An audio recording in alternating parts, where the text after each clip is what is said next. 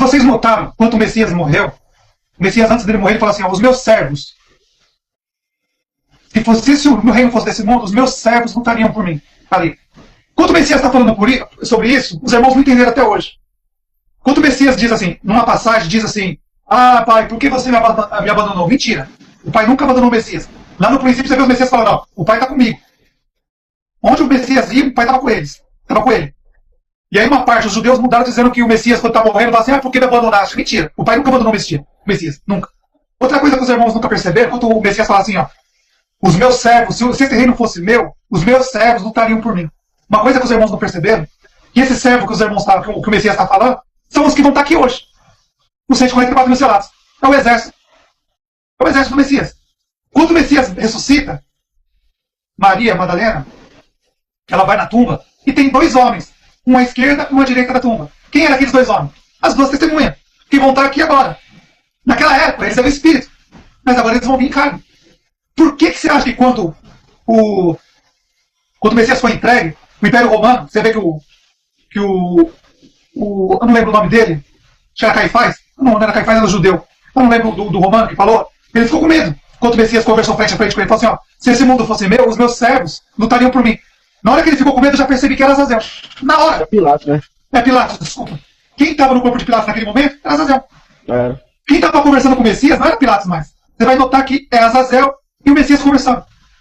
Você vê que Azazel fica com medo. Quando ele fala assim, ó, se esse reino fosse meu, os meus servos lutariam por mim. Na hora ele começa a ficar assustado. Por quê? Porque se o Messias chamasse os 144 mil selados, se o Messias levantasse a mão, meus irmãos, ali, tudo acabado. Tudo acabado.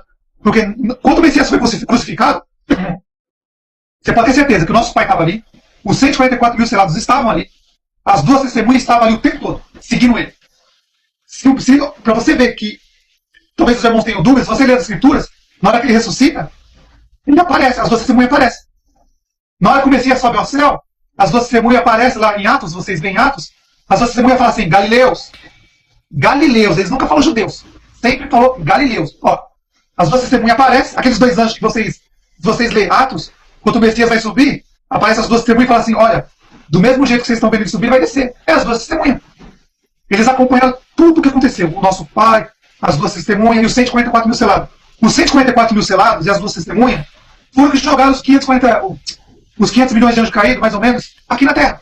Foram eles disputando a guerra, lá em cima. Porque não tinha mais espaço. Ou jogava aqui, ou não jogava. Porque estava crescendo lá no reino do céu. Quanto mais tempo eles ficavam, mais os anjos lá em cima iam sendo contaminados. Azazel, Israel e Ismael ia crescendo. Então aí, o Messias, as duas testemunhas e os 144 mil selados, entraram, o Messias, vamos supor, como Miguel, entrou, as duas testemunhas entrou, e os 144 eles montaram o exército, que quando eu digo para os irmãos, ó, quando o Messias morreu, as duas testemunhas ficaram lá 24 horas, 3 dias ficaram lá dentro, o tempo todo. Por que você acha que ninguém foi mexer no corpo? Por que você acha que ninguém chegou lá perto? Porque a vontade dos judeus, a vontade do diabo era pegar o corpo dele, destruir o corpo dele, ficar em mil pedaços. Para mudar as escrituras. Porque nas escrituras diz que o Messias não ia quebrar nenhum osso. Os judeus queriam fazer qualquer coisa com o corpo dele. E aí o que acontece? As duas testemunhas estavam ali, o nosso pai, os 144 mil selados, estava tudo ali. Eram eles que estavam ali.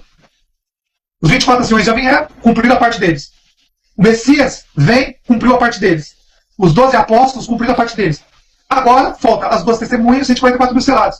Que vai cumprir agora o livro de Apocalipse. O pai vai enviar os seus anjos, os 144 mil selados vão nascer na terra, vão crescer, e aí na hora que chegar a hora certa, o pai vai fazer eles lembrar da conversa que tiveram mais de 7 mil anos, igual que aconteceu com os profetas, com os apóstolos, eles lembraram muitas coisas. Você pode ver que o Messias fala assim, ó, o pai vai mandar um espírito e vocês vão lembrar as coisas.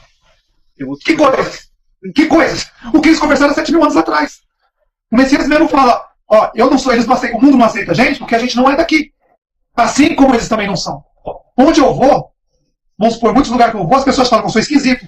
Desde criança, né? Todo mundo me chama de esquisito, de estranho, que não é uma pessoa normal. Por quê? Porque eu nunca participei do sistema do mundo, nunca gostei igual. Eu nunca. Você via as pessoas saírem para beber, as pessoas saírem para usar droga, eu olhava aquilo e falava, o que é isso, mano? Eu não gostava, nunca gostei. As pessoas falavam, você não gosta disso, você é esquisito. Eu falei, ué, porque eu não gosto dessas coisas, eu sou esquisito?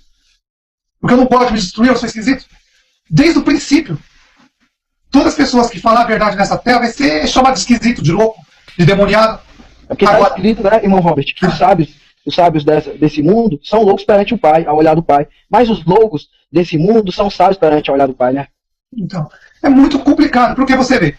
Quando eu cheguei aqui, há 3 anos atrás, mais ou menos, quando eu fui lá em São Caetano, que eu fiz o hangout, fiz a palestra com o irmão Rubens, ele nem me conhecia, meus irmãos, ele nunca tinha me visto. Eu cheguei lá, apareci do nada e comecei a falar.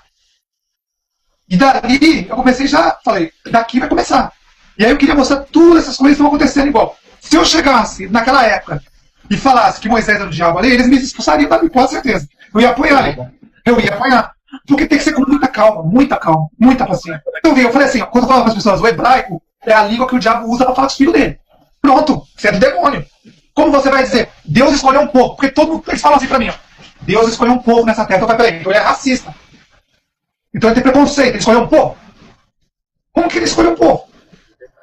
Um povo que mata, queima criança na fogueira, estupra, rouba todo mundo. Que Deus vagabundo é esse? Você pode ver que a língua hebraica ela tem um som de SH, né? Tipo, o A, tudo com SH. Meus irmãos, quando eu falava com os irmãos, eu falava assim, ó, as coisas do Pai é simples. Primeiro que essa língua que a gente usa aqui, a gente não vai falar no reino do céu. É totalmente diferente, muda tudo. Muda tudo, meus irmãos.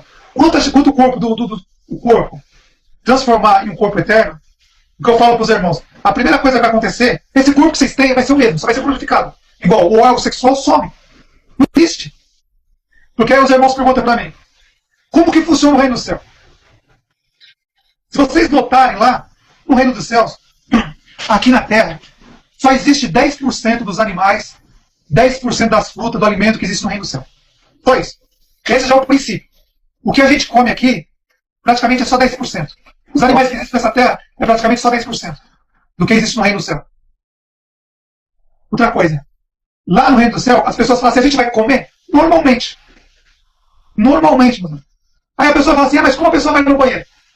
Vou tentar explicar para os irmãos agora, para os irmãos terem. É uma explicação meio simples, meio boba, mas vocês vão entender. Como que funciona mais ou menos o reino do céu, como as pessoas se alimentam, como que funciona lá. Porque se tiver banheiro, alguém vai ter que limpar. E o reino do céu não há sujeira. No novo reino do Messias não há sujeira. Não existe banheiro, não existe órgão sexual, não existe essas coisas. Isso é um corpo glorificado. Aí você vai falar assim, mas irmão, como que vai comer e como que vai digerir as coisas? Eu vou mostrar o que os anjos caídos fizeram aqui na terra para vocês terem mais ou menos uma base. Uma coisa boba que vocês vão entender o que eu vou falar. Quando a gente come no reino do céu, você caminhando, aquilo vai sumir. Aí eu vou dar um exemplo para vocês, mais ou menos, vamos falar de um carro. Vamos supor que você tem um carro. Aí você vai, vamos supor, de São Paulo para o Rio de Janeiro. São Paulo para o Rio de Janeiro.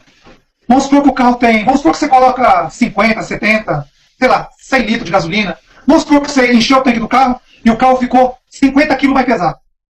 Você sai de São Paulo até no Rio de Janeiro, quando você saiu de São Paulo, o carro está 50 quilos mais pesado. Quando você chegar no Rio de Janeiro, o carro vai estar 50 quilos mais leve. O que aconteceu com aqueles 50 quilos? Não evaporou? É a mesma coisa no reino do céu, evapora. O corpo no reino do céu é perfeito. Você vai comer e o seu corpo mesmo vai fazer aquilo sumir.